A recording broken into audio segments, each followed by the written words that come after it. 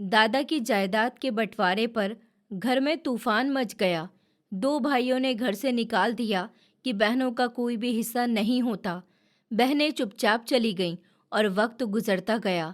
सालों बाद इन भाइयों की जमीन पर एक बड़ी इमारत बनी, लेकिन उसके मालिक का नाम देखकर सबके होश ही उड़ गए, क्योंकि वो तो मेरा नाम राहुल है और मेरा एक भाई था जिसका नाम विराट था और एक बहन थी जिसका नाम तानिया था। हम तीन बहन भाई थे। हमारे पापा तो बचपन में ही इस दुनिया से चले गए थे। उस वक्त तो मैं इतना छोटा था कि मुझे उनके चेहरे भी ठीक से पहचान में नहीं थे। बस एक धुंधला सा अक्स याद है कि वो अक्सर शाम को काम से थके हारे घर आते तो मैं दौड़कर उनकी गोद में चढ़ जाता और वो हंसते हुए कहते कि ये मेरा शेर है। लेकिन वो सब यादें बहुत पुरानी हो चुकी थी। हमारे लिए असली सहारा हमारे दादा थे, जिन्होंने हमें बाप बनकर पाला। उनके लिए हम उनकी आखिरी उम्मीद थे। दादा को हम पापा कहते थे। वो बड़े कॉन्फिडेंट और रहमदिल इंसान थे। उनकी हवेली पूरे गांव में सबसे बड़ी थी। ऊंची दीवारें, लकड़ी के पुराने दरवाजे और बीच में बड़ा सा बैठक जहां पर एक पुराना कुआं था और बेरी का पेड़ था, जिसके नीचे हम अक्सर शाम को बैठकर बातें करते थे। पापा यानी हमारे दादा हम तीनों से प्यार करते थे, लेकिन उनकी जान तानिया में बसती थी। वो अक्सर कहते थे कि पोते तो सबको चाहिए, लेकिन बेटी जैसी पोती किस्मत वालों को मिलती है। दादा की अपनी कोई बेटी नहीं थी, इसलिए वो तानिया से बहुत ज़्यादा प्यार करते थे। वो उसे कभी मना नहीं करते थे। तानिया अगर कभी कपड़ों के लिए जिद करती तो दादा दूसरे दिन शहर से लाकर देते थे। कभी किताबें मांगती तो दुकानदार को बुलवाकर पूरा सेट दिलवा देते। और विराट अक्सर एक दूसरे को देखकर मुस्कुरा देते और कहते कि लगता है हम इस घर में बस तमाशा देखने वाले हैं। पर हमें बुरा नहीं लगता था, क्योंकि हमें भी पता था कि दादा का दिल तानिया के लिए बहुत नरम है। हमारी माँ बहुत खूबसूरत और खामोश तबीयत वाली औरत थी। उनकी आंखों में हमेशा एक चमक रहती थी। लेकिन जब पापा की डेथ के बाद दादा ने हमें संभाला तो वो अंदर से टूट गई थी। वो दादा का बहुत ख्याल करती थी, उनकी इज्जत करती और हर वक्त उनकी खिदमत में ही लगी रहती थी। पर मैंने बचपन में ही महसूस किया था कि मम्मी के चेहरे पर एक उदासी बसी रहती थी। शायद वो अपने पति के जाने का गम भुला नहीं पाई थी। दादा अक्सर उनको समझाते थे कि बेटी, जिंदगी रुकती नहीं है, लेकिन वो बस खामोश रहती, उनका दिल जीता ही नहीं था। वक्त गुजरता गया और फिर एक दिन मम्मी इतनी बीमार पड़ गई कि बिस्तर से उठ नहीं सकी। डॉक्टर आता जाता, दवाइयाँ भी बदलती रहीं, पर वो ठीक नहीं हो सकी। दादा कहते थे कि बीमारी नहीं, सदमा है और सदमे की कोई दवा नहीं होती। मैं अक्सर रात को उनके कमरे में जाकर उनके पास बैठता था। मेरे सर पर वो हाथ फेर कर कहती कि राहुल, अगर मैं नहीं रहूं तो अपने दादा का ख्याल रखना। मैं फौरन से उनके मुंह पर हाथ रख देता और कहता कि मम्मी, ऐसी बातें नहीं करो। पर दिल के किसी कोने में डर बैठ गया। आखिर वो एक दिन, वो लम्हा भी आया जब मम्मी ने आखिरी सांस ली। उस दिन हवेली का माहौल बदल गया था। दीवारों पर जैसे सन्नाटा छा गया। दादा भी टूट गए थे। अब हमारा सब कुछ दादा ही थे। उन्होंने ही हमें कभी कमी महसूस नहीं होने दी। हम बड़े आराम से जवान हो गए और मेरा भाई विराट और हम दोनों अब 19-20 साल के हो गए थे। तानिया भी 17 साल की हो गई थी। दादा की तबीयत अब पहले जैसी नहीं रही। अक्सर उनको खांसी होती रहती थी, पर दिमाग बहुत तेज था। एक दिन उन्होंने हम सबको बुलाया और कहा कि मैंने सोच लिया है कि अपनी ज़िंदगी में ही वसीयत लिख दूं, ताकि बाद में किसी को परेशानी नहीं हो। हमने फौरन से कहा कि दादाजी, ऐसी बातें नहीं करिए, हम आपके बिना कुछ नहीं हैं। वो मुस्कुराकर बोले कि जब इंसान के दिन पास होते हैं तो उसको खुद ही पता चल जाता है। कुछ दिन के बाद दादा ने बाकायदा अपनी वसीयत लिखवाई। जब वो वापस आए तो हम सब हवेली के बड़े से कमरे में बैठे हुए थे। उन्होंने कागज़ मेज़ पर रख दिया और कहने लगे कि मैंने सब कुछ साफ साफ लिख दिया है। जिस हवेली में हम रहते हैं वो तानिया के नाम होगी। शहर में जो बड़ा सा घर है वो भी तानिया के नाम होगा। 2 दुकान भी उसके नाम कर दी हैं। बाकी गांव में जो पुरानी हवेली है वो विराट के नाम, और मेरे हिस्से में एक घर और 2 दुकानें आईं। कारोबार में भी तानिया का 40% हिस्सा रखा और मेरा और विराट का 30-30। मैंने और भाई ने एक दूसरे को देखा। विराट के चेहरे पर एक लम्हे को साया सा गुजरा। मैंने धीरे से कहा कि दादा, ये तो इंसाफ नहीं है। दादा ने नरमी से जवाब दिया कि तानिया मेरे दिल का टुकड़ा है। मैंने अपनी खुशी से ये सब कुछ उसको दिया है। तुम दोनों के हिस्से भी कम नहीं है। लेकिन इस वक्त हम ज्यादा समझदार नहीं थे, इसलिए चुप रहे। 3 साल ऐसे ही गुजर गए। हम सब अपनी अपनी जिंदगी में बिजी रहे। विराट की शादी हो गई थी, वो गांव में अपनी हवेली में रहने लगा। तानिया के लिए भी रिश्ते आने लगे, पर वो अभी कुछ सोच रही थी।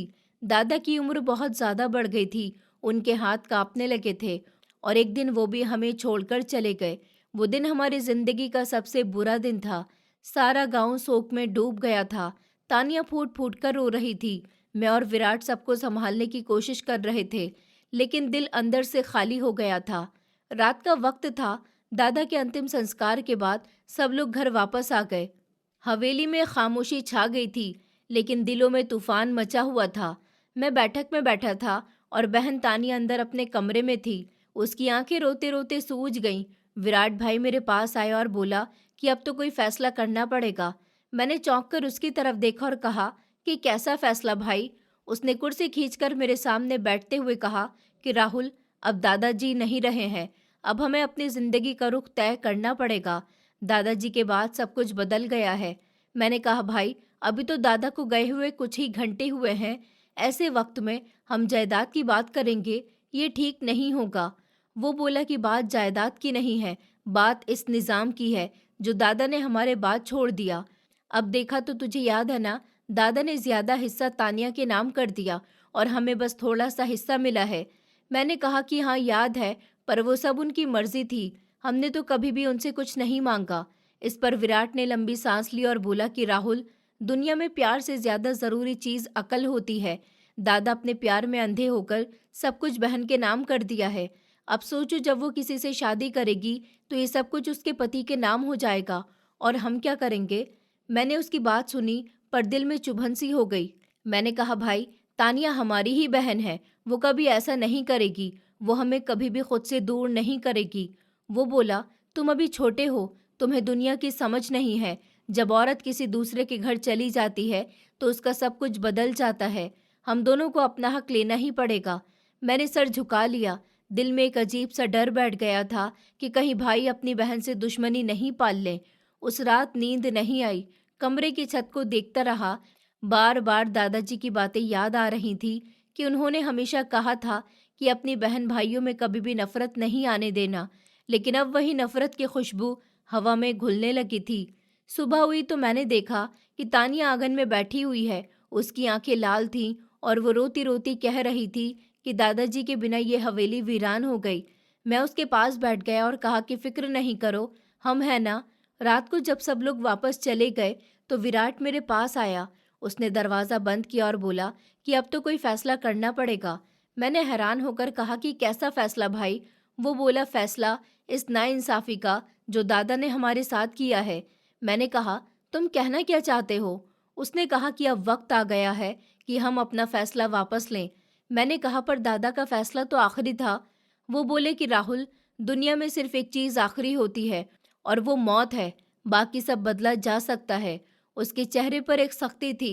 मैं चुप हो गया, लेकिन दिल में एक डर सा बैठ गया कि शायद अब हमारे रिश्ते की दीवार में दरार पड़ने वाली है। मेरा बड़ा भाई बहुत ही ज्यादा लालची और गुस्से वाला आदमी था। वो जरा सी बात पर भड़क जाता था। उसकी आंखों में हमेशा एक तेजी रहती, जैसे कोई अंदर ही अंदर उसको भड़का रहा हो। और अब क्योंकि उसकी शादी हो गई थी, इसलिए वो सिर्फ अपनी अकल पर नहीं चल रहा था, बल्कि उसके पीछे एक औरत का दिमाग काम कर रहा था।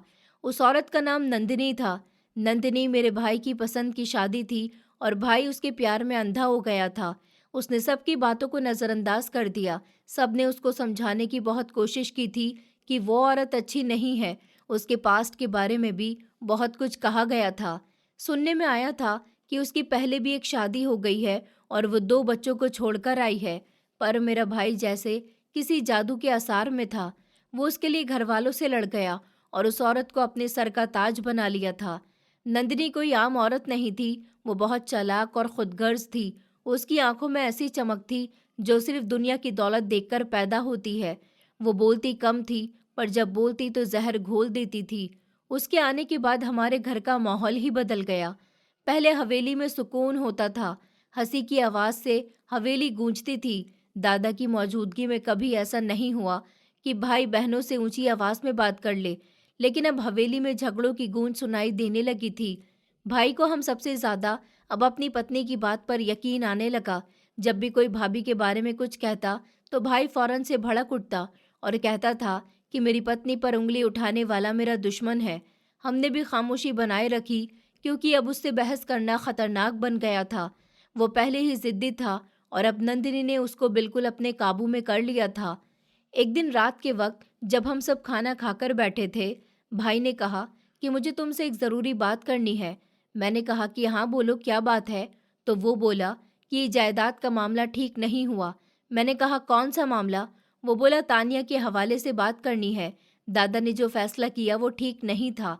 मैंने कहा दादा के फैसले को हम बदल नहीं सकते।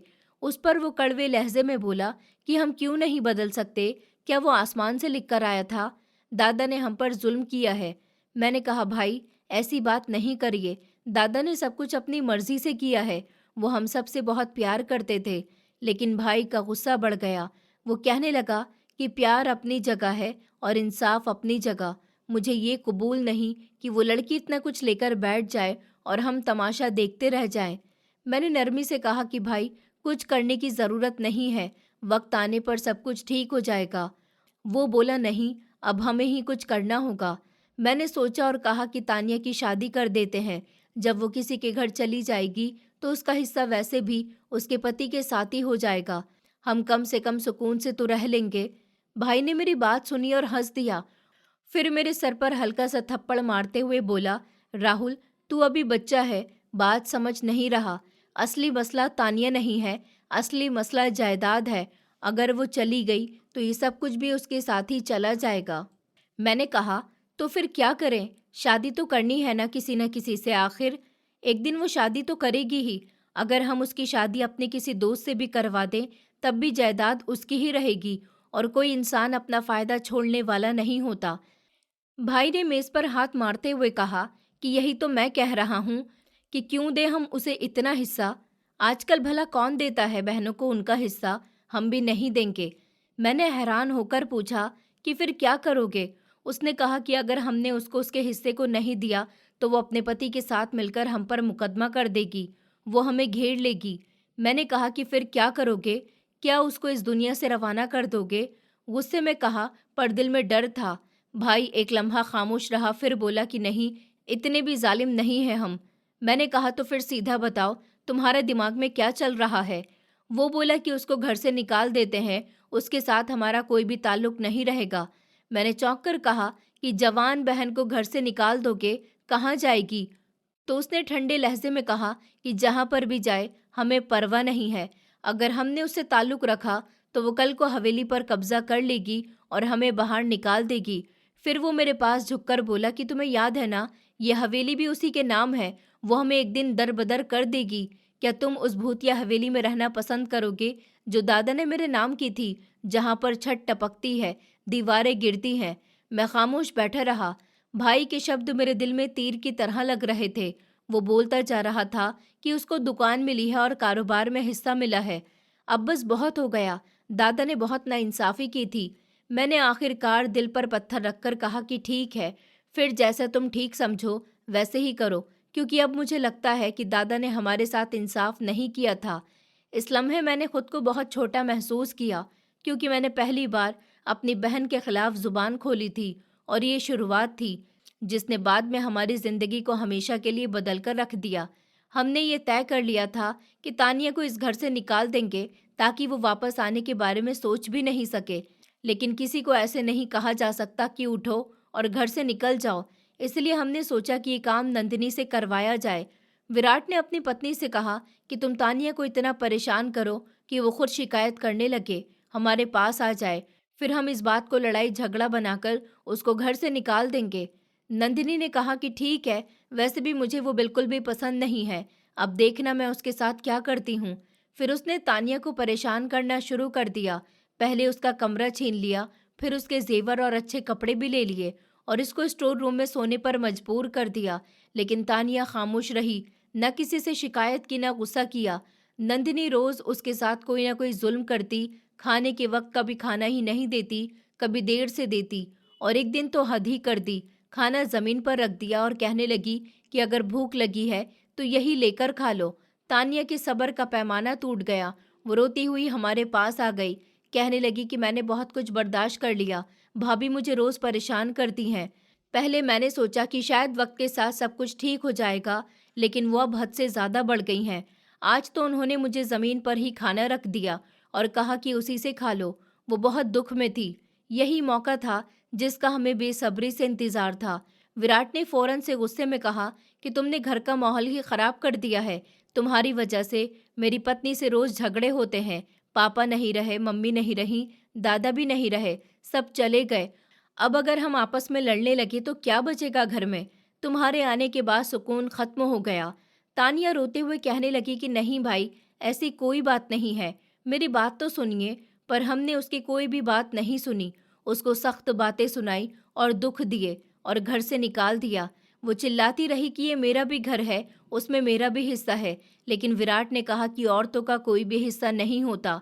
आज तक कितनी औरतों को हिस्सा मिला है। हमने भी कहा कि ये मर्दों की दुनिया है, यहाँ पर तुम्हारा कोई हक नहीं है, दफा हो जाओ यहाँ से। फिर हमने दरवाज़ा बंद कर दिया और वो बाहर रह गई। विराट के चेहरे पर एक अजीब सी खुशी थी, जैसे उसने कोई बहुत बड़ा काम कर लिया हो। नंदिनी तो खुशी से उछल रही थी, क्योंकि जायदाद तानिया के नाम थी और वो करोड़ों की थी। इतनी दौलत हासिल करना आसान नहीं था। मैं दिल से खुश तो नहीं था, पर लालच ने मेरे दिल में भी जगह बना ली थी। विराट ने कहा कि अब हम दोनों वो पैसा आपस में बांट लेंगे और उस जमीन पर बड़ा सा प्लाजा बनाएंगे। उसकी दुकानें किराए पर दे देंगे। एक एक दुकान का 2.5 लाख किराया होगा। हम अरबपति बन जाएंगे। ये सब सुनकर मैं भी सपनों की दुनिया में खो गया था, क्योंकि मेरी जिंदगी में भी एक लड़की आ गई थी जो पैसों की दीवानी थी। उसका कहना था कि वो अमीर आदमी से शादी करेगी। मैंने उसे कहा था कि मैं बहुत ही अमीर हूँ, इसीलिए अब मैं भी दौलत के पीछे लग गया। हमें ये तक पता नहीं चला कि तानिया कहाँ पर गई है और किस हाल में है। विराट ने ये भी कहा था कि हो सकता है कि तानिया किसी रिश्तेदार के साथ वापस आ जाए सिफारिश लेकर, क्योंकि हमारे रिश्तेदार तो सब इसी इलाके में रहते थे। वो जाकर कह सकती थी कि मुझे फिर से घर में रख लो, या कोई और बात कर सकती थी। विराट ने कहा कि वो इतनी आसानी से जाने वाली नहीं है। अगर ऐसा हुआ तो प्लान भी यही होगा कि हम उसके ऊपर इल्ज़ाम लगा देंगे। हम कहेंगे कि ये लड़की ठीक नहीं है, बदकिरदार है, इसलिए हमने उसको घर से निकाल दिया है, या फिर हम ये कह देंगे कि वो खुद घर से भाग गई है। हमने तो हर तरह का सोच रखा था। करोड़ों की जायदाद बचाने के लिए हमने करोड़ों के प्लान बना रखे थे। लेकिन हैरानगी की बात ये थी कि जब एक बार तानिया को घर से निकाला तो रिश्तेदारों के कानों तक ये बात ज़रूर पहुंच गई कि तानिया घर पर नहीं है। उन्होंने आकर पूछा तो हमने यही कहा कि वो घर से भाग गई है।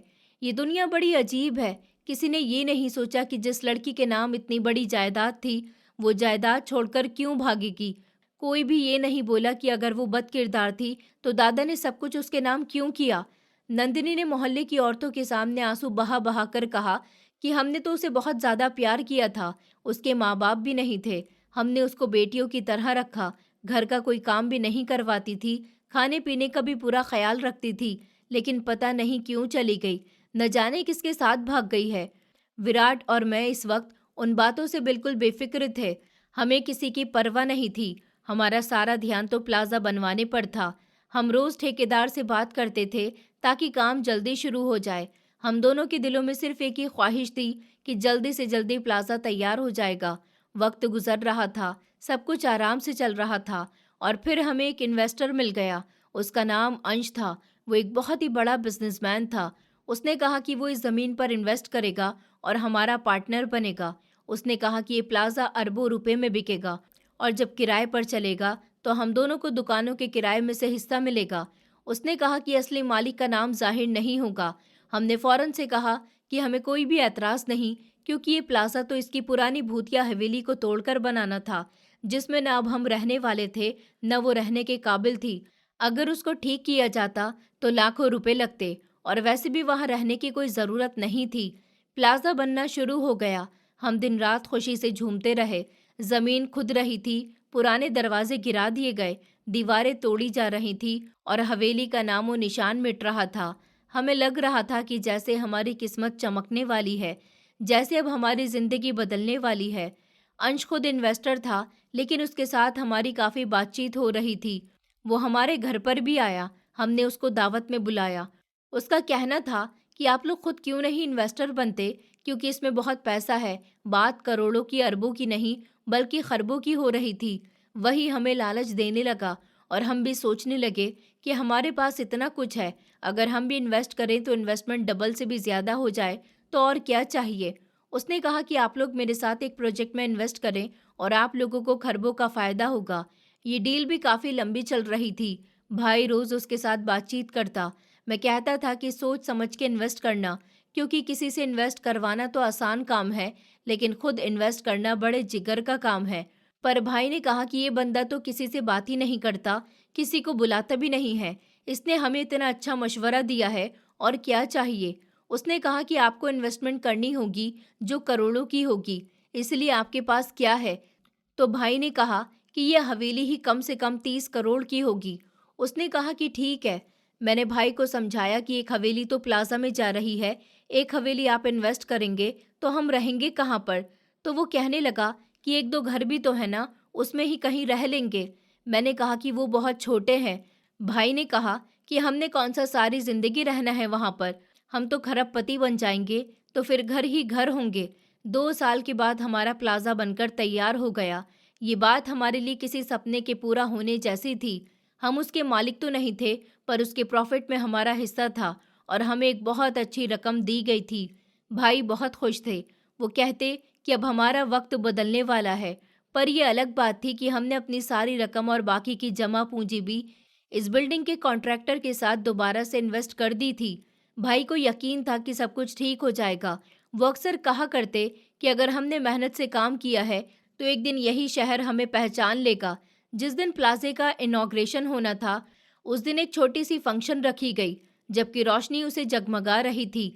हर तरफ खुशी का समा बना हुआ था। लोग अच्छे कपड़े पहने हुए थे और अंश भाई सब इंतजाम संभाले हुए थे।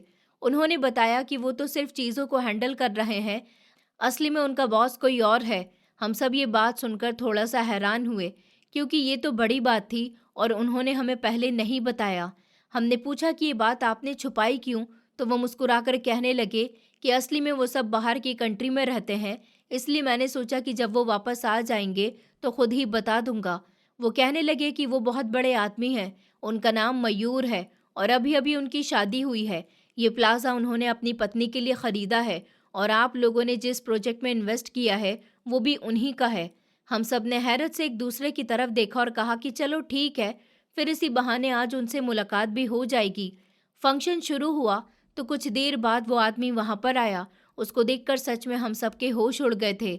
वो बहुत ही हैंडसम और अच्छी पर्सनैलिटी का मालिक था।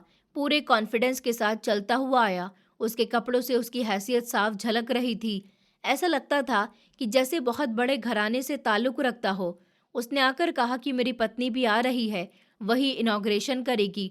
और जब उसने अपनी पत्नी को आवाज़ दी तो बोला कि आ जाओ, मेरी जिंदगी, मेरी खुशी, मेरी जान। उसके बुलाने का अंदाज कुछ अलग था, जैसे वो सबके सामने ये जाहिर करना चाहता हो कि वो अपनी पत्नी से बहुत ज़्यादा प्यार करता है। हम सबके चेहरों पर मुस्कुराहट थी। जब उसकी पत्नी वहां पर आई तो हमारे कदमों के नीचे से जमीन निकल गई। वो कोई और नहीं बल्कि तानिया थी। वही तानिया जिसको हमने कभी अपनी बहन कहा था। आज वो उस अमीर आदमी की पत्नी बन गई थी। वो बहुत ही ज्यादा खूबसूरत लग रही थी। एक लम्हे के लिए तो पहचानी भी नहीं गई। चेहरे पर नरमी और कॉन्फिडेंस दोनों झलक रहे थे। ऐसा लगता था पार्लर से तैयार होकर आई है। उसके कपड़े कम से कम 1 लाख के होंगे। जूते 50-60 हज़ार वाले लग रहे थे और हाथ में जो पर्स था वो भी किसी ब्रांड का और कीमती था। उसके चेहरे पर एक मुस्कुराहट थी, जैसे दुनिया की कोई भी चीज उसे छीन नहीं सकती। उसने आकर इनॉग्रेशन किया और सबकी नजरें उस पर थम गई थी। हम उसको देखकर हैरान रह गए। उसने हमें देखा तो जरूर, पर उसके चेहरे पर न कोई हैरानी थी, न कोई पहचान, जैसे वो हमें कभी जानती ही नहीं हो। मयूर ने ऐलान किया कि मैं ये पूरा प्लाजा अपनी पत्नी के नाम करता हूँ, उसकी सालगिरह के तोहफे के तौर पर। हम सब शॉक हो गए, जैसे जो कुछ हमसे छीना था वो आज उसको कई गुना ज्यादा बढ़कर वापस मिल गया था। पर अब एक सवाल सबके दिल में था कि तानिया उस अमीर आदमी की पत्नी कैसे बन गई, ये सब कैसे हुआ। कुछ देर के बाद हमारी मयूर से मुलाकात हुई। जब हम मीटिंग के लिए बैठे तो मैंने हिम्मत करके कहा कि आपकी पत्नी तो हमारी बहन है। इस पर वो चौंक गया और बोला कि नहीं, वो आपकी बहन नहीं है, वो तो कह रही थी कि उसके भाइयों ने उसको जायदाद से निकाल दिया था और बहुत बुरा सलूक किया था। उसने कहा कि मैं तब से उन भाइयों को ढूंढ रहा हूँ ताकि अगर वो मिल जाएं तो उनको मिसाल के तौर पर निशाना बना सकूं, उनको छोड़ूंगा नहीं। ये सुनकर हमारे चेहरों का रंग उड़ गया, क्योंकि अंश ने हमें पहले ही बता दिया था कि ये कोई आम आदमी नहीं है। उसके कारोबारी ताल्लुकात के साथ साथ कुछ ऐसे लोगों से भी कांटेक्ट है जिससे दूर रहना ही बेहतर होता है। हम सब डर गए और दोबारा से ये बात नहीं कही कि तानिया हमारी बहन है। विराट भाई ने जल्दी से बात संभालते हुए कहा कि हमारा मतलब था कि वो हमारी भी बहनों जैसी है। तो मयूर ने हंसकर कहा कि हाँ हाँ, क्यों नहीं, आप लोगों के साथ तो अब घरवाली बात है। ये सुनकर हम सब खामोश हो गए, पर दिल में तूफान उठ गया था। सामने बैठी वो अब इसी दुनिया की बन गई थी और हम सिर्फ तमाशा देखने वाले। हम लोग हैरान हो रहे थे कि तानिया ने भी हमसे कोई बात नहीं की। वो हमें देखकर ऐसा क्यों पेश आ रही थी, जैसे हमें जानती ही नहीं है। हमें लगा कि वो सिर्फ फोन पर बात करेगी और पूछेगी, पर ऐसा कुछ भी नहीं हुआ। एक दिन हम सब घर चले गए बात करने के लिए। किस्मत से मयूर घर पर नहीं था। नौकर वगैरह बहुत से लोग मौजूद थे। हवेली इतनी बड़ी थी कि पहली बार मैंने उसको महल जैसा महसूस किया। मैंने तानिया को ड्राइंग रूम में बैठाया और थोड़ी देर इंतजार किया। फिर वो अंदर जाकर कहने लगी कि जी, आप कुछ कहना चाहते थे। उन्होंने कहा कि हाँ, हम कुछ बात करने के लिए आए थे। तुम ठीक हो, कैसी हो तुम? हमने दिल की हालत पूछनी चाही, पर वो फौरन से बोली कि जो बात करने आए हो वो करो, बाकी मैं ठीक हूँ या नहीं उससे आपको कोई भी मतलब नहीं होना चाहिए।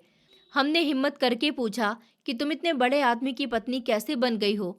उसने आराम से कहा कि आप लोगों ने जब मेरे साथ जो जुल्म किया था, मैं इस दुनिया से बिल्कुल अलग हो गई थी और अपनी जिंदगी खत्म करने के ख्याल से ही इस मर्द की गाड़ी के सामने आ गई थी।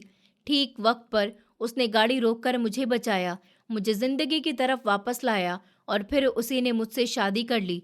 मैंने और विराट ने एक साथ कहा कि हमें माफ कर दो, हमसे बहुत बड़ी गलती हो गई। तुम तो हमारी बहन हो। उसने ठंडे लहजे में जवाब दिया कि नहीं, ना मैं आपको माफ करूंगी, ना मैं अपने आप को आपकी बहन समझूंगी। मैं अब सिर्फ मयूर की पत्नी हूँ और वो कहता है कि जिन लोगों ने तुम्हारे साथ बुरा किया है उनको वो कभी भी नहीं छोड़ेगा। अगर वो मिल गए तो वो उनको जिंदा भी नहीं छोड़ेगा। हमने और बात करने की कोशिश की, पर उसने हमारी कोई बात नहीं सुनी। न उसके चेहरे पर कोई नरम जज्बा था, न कोई पछतावा था। वह ऐसे खामोश बैठी रही जैसे उसके दिल में कुछ लोहे सी सख्त बात बसी हुई हो। हम वहां से रुककर वापस आए और घर जाकर ये पूरा वाकया नंदिनी को बताया, तो वो भी हैरान रह गई। वो बोली, ये लड़की तो बड़ी तेज निकली, पर मुझे तो पता था कि असली में वो बहुत तेज नहीं थी, बल्कि किस्मत ने उसको तेज कर दिया था। हमने उसको एक हवेली, 2 दुकान और कुछ जायदाद से छीन लिया था, लेकिन वो अब सब उसकी मालिक बन गई थी और वो शहर के बड़े लोगों की जिंदगी में घुल गई। और फिर एक दिन हमें पता चला कि मयूर ने अंश के साथ मिलकर हमारी इन्वेस्टमेंट खत्म करवा दी है। उन्होंने कह दिया है कि ये ज़मीन दरअसल सरकारी हद में आती है और इसको बनवाना गैर कानूनी है। इसी बहाने वो हमारी मेहनत से की गई रकम को अपने प्रोजेक्ट में लगा गए थे। हम जानते थे कि ये सब कुछ उनके प्लान के मुताबिक किया गया है, पर हमारे पास सबूत कम थे और ताकत नहीं। अंश ने हमारा भरोसा जीतकर पहले हमें अपनी तरफ किया और फिर जब प्लाजा बन गया और मौका आ गया तो वो मयूर की मर्जी के मुताबिक चाल चल गया था। हमने पुलिस और अदालत के दरवाजे खटखटाकर मयूर के ऊंचे ऊंचे कॉन्टैक्ट, अंश के कारोबारी परिचय ने हमारे हर कदम को रोक दिया। हमें बताया गया कि दस्तावेज में कुछ गलतियां हैं और जमीन का मसला सरकारी रिकॉर्ड में आ गया। ये सब सुनकर हमारा सर घूम गया। हम वही लोग थे जिन्होंने मेहनत की थी और आखिर में हाथ खाली रह गए। हमारी जितनी जमा पूंजी थी वो भी उस प्रोजेक्ट में चली गई थी। अब न जमीन हमारी थी, न प्लाजा हमारा था और ना ही वो जगह जो हमने उम्मीद के साथ लगाया। हमारे पास कुछ भी नहीं बचा था। ये सब देखकर मेरे दिल में शर्मिंदगी एक साथ उठती थी। मैं अक्सर रातों को जागकर सोचता कि हमने क्या कमाया, क्या खाया, हमने अपनी बहन के साथ क्या किया और आखिर में हमें क्या मिल गया। हमने हर रास्ता आजमाया, पर एक मजबूत ताकत के आगे हमारी बिगड़ी तकदीर दम तोड़ने लगी। विराट का गुरूर टूट गया। उसकी आंखों में पहले जैसी तेजी नहीं रही थी। नंदिनी चुपचाप बैठी रहती। कभी कभी वो रो रो कर कहती थी कि मैं उन सब चीज़ों के लिए तैयारी कर चुकी थी, पर अब सब कुछ हाथ से निकल गया। बहुत टाइम तक सोचते रहे कि क्या हमने जुल्म किया था, यह हक जीता था, पर जो चीज़ हमने खो दी थी वो वापस नहीं आई। विराट और मैं अक्सर एक कोने में बैठकर खामोश रहते और तानिया की वो तस्वीर ख्याल में आती कि कैसे वो हमारे सामने बैठी थी और हमें नज़रअंदाज कर गई। उसके आंचल में जो शान थी वो हमें दुख देती और दिल में एक अजीब सी बेचैनी रह गई थी। हमने नुकसान उठाया और साथ ही हमारी आत्मा में खराश सी बन गई थी जो शायद हमेशा रहने वाली नहीं थी। जितनी जायदाद हमारे हाथ से चली गई वो भी बहुत बड़ा नुकसान था, लेकिन अभी हमें ये नहीं पता था कि जायदाद का जाना तो सिर्फ इंसाफ हुआ, असली सज़ा तो अब शुरू होने वाली थी। जो पैसे हम लोगों ने इधर उधर छोटे मोटे कारोबार में लगाए थे, अभी एक एक करके सब डूबने लगे। हर नया दिन किसी नए नुकसान की खबर लेकर आता। विराट के चेहरे पर पहले जैसे रौनक नहीं रही थी। वो अक्सर देर तक छत को देखता रहता और कहता कि लगता है हमारा नसीब ही हमसे रूठ गया। मैं दिल में सोचता था कि शायद ये वही बद्दुआ है जो किसी मजलूम के दिल से निकली हो और अब हम तक पहुंच गई है। कारोबार के साथ साथ हमारी सेहत भी बिगड़ने लगी। कभी विराट को तेज बुखार हो जाता, कभी मुझे दिल के दर्द की शिकायत होने लगती। हम दोनों ही अस्पताल के चक्कर काटने लगे। घर में बहुत घुटन सी महसूस होती, सुकून ही नहीं मिलता था, रातों को नींद ही नहीं आती थी। कभी दरवाजे पर आहट होती तो लगता कि कोई बुरी खबर आई है। हालात दिन ब दिन खराब होते जा रहे थे और फिर एक दिन ऐसा आया कि हमारे घर पर डकैती पड़ गई। चारों तरफ शोर मच गया। डाकुओं के जो कुछ हाथ लगा सब कुछ ले गए। जेवर, पैसे, कीमती सामान सब कुछ चला गया। ऐसा लगा कि जैसे हमारी जिंदगी के बाकी बचे हुए सुकून को भी किसी ने छीन लिया हो। अब हमारे पास न जमा पूंजी बची थी, न कॉन्फिडेंस, बस एक पुराना सा घर और कुछ दुकानों की रकम रह गई थी। लेकिन वो भी ज्यादा दिन हमारे पास नहीं रही। आधी दुकानों पर कब्जा हो गया। हम जितना बोलते इतना नुकसान बढ़ता। अब हम न हुकूमत के सामने कुछ कर सकते थे, न कानून के। अब साफ लग रहा था कि हम अपने किए का बदला भुगत रहे हैं। शायद हम सच में किसी के हक पर डाका डाल चुके थे और अब वही हमारे सामने पलटकर आ रहा था। भाई ने मुझसे छुपाकर कुछ नए कारोबारों में भी पैसे लगाए थे, पर वहां से भी पैसों का सब सफाया हो गया। कुछ धोखेबाज लोग निकले तो खुद कुछ किस्मत बेवफा निकली थी। अब तो हमारे पास कुछ भी बाकी नहीं बचा। एक वक्त तो ऐसा आया कि घर के खर्चे के लिए भी सोचना पड़ता था। भाई की बेटी की तबीयत बिगड़ गई तो हमने अस्पताल में एडमिट करने की कोशिश की, पर पैसे नहीं होने की वजह से हमें शर्मिंदगी उठानी पड़ी। डॉक्टर ने कहा कि अगर आपके पास पैसे नहीं है तो इलाज मुमकिन नहीं है। उस लम्हे मेरी आंखों में अंधेरा छा गया था। मैंने विराट को देखा तो वो जमीन पर नजर झुकाए हुए खड़ा था और आंखों से आंसू बह रहे थे। उस वक्त हमारे पास कोई भी रास्ता नहीं था, न कोई दोस्त बाकी रहा, न रिश्तेदार, सबने हमें छोड़ दिया था। और तब दिल ने वो फैसला किया जिसका सोचना भी कभी गुनाह लगता था। हमने तानिया के दरवाजे पर जाने का इरादा किया। रास्ते भर हमें शर्मिंदगी महसूस हो रही थी। दिल कह रहा था कि वो हमें बेइज्जत करके वापस भेज देगी। आखिर हमने उसके साथ में भी तो क्या कुछ नहीं किया। उसको घर से ही नहीं निकाला, बेइज्जती की, और अब उसी के दरवाजे पर हम जा रहे थे। पर हालात इंसान से सब कुछ करवा देता है। जब हम उसकी हवेली के बाहर पहुंच गए तो कदम रुक गए। दरवाजे के बाहर बड़ी गाड़ी खड़ी हुई थी। अंदर से हंसी की आवाज आ रही थी। मैंने दरवाजा खटखटाया। नौकर आया। मैंने नाम बताया तो उसने अंदर जाकर खबर दी। कुछ देर बाद तानिया खुद दरवाजे पर आ गई। उसके चेहरे पर वही शांति थी, पर लहजे में सख्ती नहीं थी। उसने हमें देखा और कहा कि अंदर आ जाइए। हम धीरे धीरे अंदर गए। तानिया ने पूछा कि सब ठीक तो है, आप लोग कैसे आ गए हो? विराट ने धीरे से कहा कि हम मदद के लिए आए हैं। मेरी बेटी की तबीयत बहुत ज़्यादा ख़राब है और हॉस्पिटल वाले रकम मांग रहे हैं। हमें कोई रास्ता नहीं मिला तो तुम्हारे पास ही आ गए। तानिया कुछ लम्हे चुप रही। उसने गहरी सांस ली और बोली कि आप लोग फिक्र नहीं करिए, मैं अभी बंदोबस्त करती हूँ। फिर वो उठी और अपने नौकर को कुछ रकम दी और कहा कि फौरन से हॉस्पिटल जाकर बच्ची का इलाज करना शुरू करवाओ। हम हैरान खड़े रह गए। हमने सोचा भी नहीं था कि वो हमारी मदद करेगी। विराट ने आंखों में आंसू लिए हुए कहा कि तुमने सच में बड़ा दिल दिखाया। तानिया ने मुस्कुराकर कहा कि मैं आप लोगों की जैसी नहीं हूँ। मैं बदला लेने नहीं आई, मैं तो सब कुछ अपने ऊपर वाले पर छोड़ चुकी हूँ। फिर उसने कहा कि मगर आप लोगों को ऐसा नहीं करना चाहिए था। आप सीधे कह देते तो मैं सब कुछ आपके नाम खुद कर देती, लेकिन मुझे घर से बेइज्जत करके निकालने की क्या ज़रूरत थी? उसके शब्द हमारे दिलों में तीर की तरह उतर गए। हम खामोश खड़े रहे। तानिया के चेहरे पर दुख की एक झलक साफ दिख रही थी, पर अब वो मजबूत हो गई। उसने कहा कि वक्त इंसान को बहुत कुछ सिखा देता है। मैंने सब कुछ सीख लिया कि जिन पर भरोसा किया जाए वही सबसे बड़ा जख्म देते हैं। अब मैं किसी से बदला नहीं लेना चाहती, मेरा बदला तो वो वक्त खुद ले लेता है। आप लोग जाइए, मैं आपके लिए प्रार्थना करूंगी। हम दोनों उसके दरवाजे से शर्मिंदगी के साथ वापस आए। रास्ते भर खामोशी रही। दिल में एहसास जुर्म का बोझ था। नंदिनी ने जब देखा कि पैसे आ गए हैं तो उसने पूछा कि कहाँ से लाए। मैंने कहा कि तानिया ने दिए हैं। वो भी खामोश हो गई। उस रात किसी को नींद नहीं आई। हम सब ने एक दूसरे को देखा और महसूस किया कि हम अब पहले वाले इंसान नहीं रहे। दिन गुजरते गए, लेकिन जिंदगी में खुशी वापस नहीं आई। जो कुछ हमने खोया था वो वापस नहीं मिला। हमारे घर में दौलत की जगह पछतावा रहता था। विराट की तबीयत दिन ब दिन कमजोर होने लगी। वो अक्सर कहता कि मैंने तानिया के साथ बहुत बुरा किया है। अगर मैं चाहता तो सब कुछ ठीक रह सकता था, लेकिन मैंने लालच की खातिर अपनी बहन को बेइज्जत किया। शायद यही मेरा अंजाम है। धीरे धीरे हमारे रिश्ते टूट गए। लोग हमें देखकर कहते, देखो ये वही लोग हैं जिन्होंने अपनी बहन को घर से निकाला था, अब खुद दर दर के मोहताज हो गए। ये बात हमारे दिल को काट देती। हमने सीख लिया कि किसी के हक पर कब्जा करने वाला कभी भी सुकून से नहीं रहता। जुल्म का बदला हमेशा मिलता है, चाहे देर से ही क्यों ना मिले। तानिया ने मेरी भतीजी का इलाज करवाया तो बच्ची ठीक हो गई, पर हम अंदर से टूट गए थे। उस दिन के बाद मैंने उससे वादा किया कि कभी भी किसी के साथ नाइंसाफी नहीं करूंगा। मैंने समझा कि दौलत सब कुछ नहीं होता, इसलिए दौलत और दिल का सुकून वो नहीं जो किसी को रुलाकर कमाया जाए, वो तो हमेशा दुख देती है। विराट ने एक दिन रोते हुए कहा कि हमने तानिया से जायदाद छीनी थी, पर ऊपर वाले ने हमसे सुकून ही छीन लिया। हमने दौलत पाई थी पर इज्जत खो दी, और वो जिसे हमने कमज़ोर समझा था वो हमसे भी ज़्यादा मजबूत निकली। मैंने विराट की आंखों से आंसू साफ किए और कहा कि शायद यही इंसाफ है। वक्त गुजरता गया। हमने बाकी ज़िंदगी सादगी से गुजारने का फैसला किया। अब हम किसी के हक पर नज़र नहीं डालते थे।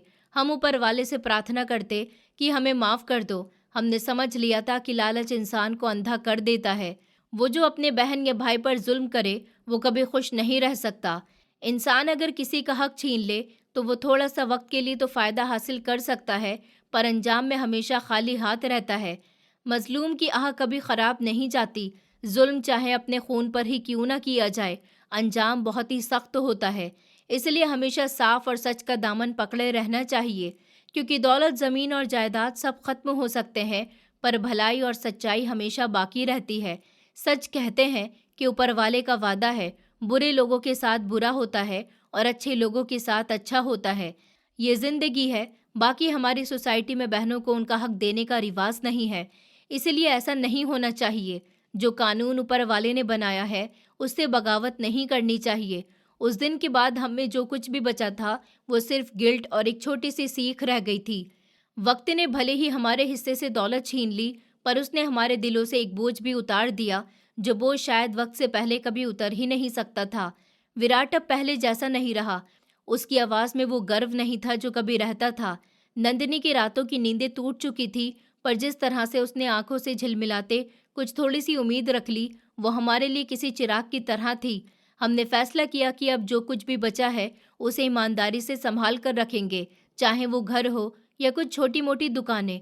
हमने हाथ मिलाकर छोटे छोटे काम शुरू किए। मैं सुबह जल्दी उठकर दुकान पर जाता। विराट भाई किसी सौदे की बात न हो तो घर के छोटे मोटे मरम्मत का काम संभाल लेते, और नंदिनी घर की छोटी मोटी ज़रूरतों का ध्यान रखती। अब कोई शानो शौकत नहीं रही, पर जो सुकून मिलता था वो किसी दौलत से ज़्यादा कीमती लगने लगा। लोगों की नज़रें अब बदल चुकी थीं। कुछ को हमारी तकलीफ़ पर मज़ा आता, कुछ ने तो हमारी मदद भी की, पर जिस तरह से तानिया ने बिना दिखावे की भतीजी का इलाज करवाया, वो बात हमारे दिल पर हमेशा की तरह गहरी छाप छोड़ गई। उसने हमें न बचाया, बल्कि हमें एक आईना दिखाया जिससे हम खुद को देख सकें। उस दिन से मुझे एहसास हुआ कि इंसानियत का असली मोल वही है जो पैसे से न खरीदा जा सके। समाज में धीरे धीरे हमारी छवि बदलने लगी। कोई समझने लगा कि इंसान के साथ कैसे उतार चढ़ाव होते हैं। हम शर्मिंदगी से बाहर आने लगे। विराट की तबीयत भी सुधरने लगी। शायद इसी नई जिंदगी ने उसे फिर से संभाला। हम सब ने एक एक करके अपने किए की जिम्मेदारी उठानी शुरू की। जहाँ गलती की थी वहाँ माफ़ी मांगी, जहाँ मुमकिन हो सही करना। हमने जो जायदाद ली थी उसके बारे में अब खुलकर लोगों से बात की और अपनी गलती मानी। ये आसान तो नहीं था, पर शायद यही एक आखिरी रास्ता था जो हमें अंदर से साफ कर सकता था। एक शाम जब हम लोग छत पर बैठे थे और चाय की प्याली के साथ पुराने दिनों की यादें आ रही थी। विराट ने धीरे से कहा कि शायद हमारी यही सीख थी कि किसी की जिंदगी को छीनकर सुख पाना, चाहे वो सुकून नहीं देता। उसकी आवाज़ में अब पछतावे के साथ एक तरह की शांति भी थी। मैंने उसकी पीठ थपथपाई और कहा, अब हम सही राह पर हैं, बस आगे बढ़ो। तानिया का हमारे लिए जो रवैया था वो किसी बदले की आग नहीं था, ना ही दिखावे की दया। वो बस ऊपर वाले पर भरोसा रखती थी जो इंसाफ करता है। उसने हमें ये सिखाया कि बदला मिल जाए तो क्या मिलता है, पर माफ़ी और सच्चाई इंसान को अंदर से बदल देती है। जब हमने उसको फिर कभी देखा तो उसकी आंखों में वही सुकून था, न ऊंचाई का घमंड, न हमारे लिए कोई तिरछी नज़र। बस एक अदा थी जिसमें उसने कहा था कि मैं आपको माफ़ कर चुकी हूँ, अब आप खुद को भी माफ़ कर लो। समय के साथ हमारी ज़िंदगी ने नया रूप लिया। बड़ा घर नहीं रहा, प्लाजा नहीं रहा, पर रिश्तों में एक तरह की सादगी आ गई। हमने बच्चों को ईमानदारी और मेहनत की अहमियत बतानी शुरू की। मैंने और विराट ने मिलकर एक छोटा सा किराना का ठेला लगा लिया। नंदिनी बाजार की छोटी छोटी चीज़ें संभालती। कमाई तो कम थी, पर जो मिला उसे इज्जत के साथ जिया। और हाँ, अंदर ही अंदर की खरोच जो कभी नहीं भरती हुई दिखती थी, धीरे धीरे कम होने लगी। हमने सीखा कि इंसान की असल दौलत उसकी शख्सियत और उसके काम में है, ना कि कुछ कागज़ पर दर्ज नाम। समाज के लोगों से जो नए रिश्ते बने, उसमें भी हमने ईमानदारी रखी। हमारी गलती ने हमें बर्बाद तो किया, पर उसने हमें कुछ बड़ी हद तक इंसान भी बना दिया। कहानी का एक सच ये भी रहा कि जो कुछ हमने खोया वो सिर्फ बाहरी था, पर जो कुछ हमने पाया वो अंदर का सुकून था। शायद यही आखिरी सबक था कि किसी के हक पर कब्जा करने वाला कभी सुकून से नहीं सोता, और जिस पर जुल्म होता है उसका सब्र ही आखिरकार इंसाफ बनकर सामने आता है। हमने अब जीवन को फिर से नए सिरे से शुरू किया, बिना शानो शौकत के, पर अपने किए हुए कर्मों की सच्चाई के साथ। जिंदगी में अगर किसी एक बात को दिल से समझ लिया जाए तो शायद इंसान कभी भटकता नहीं है। और वो बात और हक और इंसाफ की कीमत हम अक्सर सोच लेते हैं कि थोड़े से लालच या चालाकी से हम दूसरों का हक छीन लेंगे तो हमें सुकून, शोहरत या दौलत मिल जाएगी। पर सच तो ये है कि जो चीज़ किसी और के आंसू पर खड़ी होती है वो कभी टिकती नहीं। ऊपर वाला देर करता है, अंधा नहीं होता। वो हर इंसान को उसके कर्मों के मुताबिक लौटाता ज़रूर है, कभी वक्त के हाथों, कभी हालात के रूप में। तानिया की कहानी यही सिखाती है कि जिसे लोग कमज़ोर समझते हैं वही वक्त आने पर सबसे मजबूत साबित होती है। जो टूटता नहीं बल्कि खुद को संभाल लेता है वही जीतता है। तानिया ने बदला नहीं लिया, उसने इंसाफ को वक्त के हवाले किया, और वक्त ने ऐसा पलटवार किया कि जिन्होंने उसे रुलाया था वही खुद रोने लगे। ये इंसाफ किसी अदालत का नहीं था, ये उस भगवान का था जो हमेशा देख रहा होता है।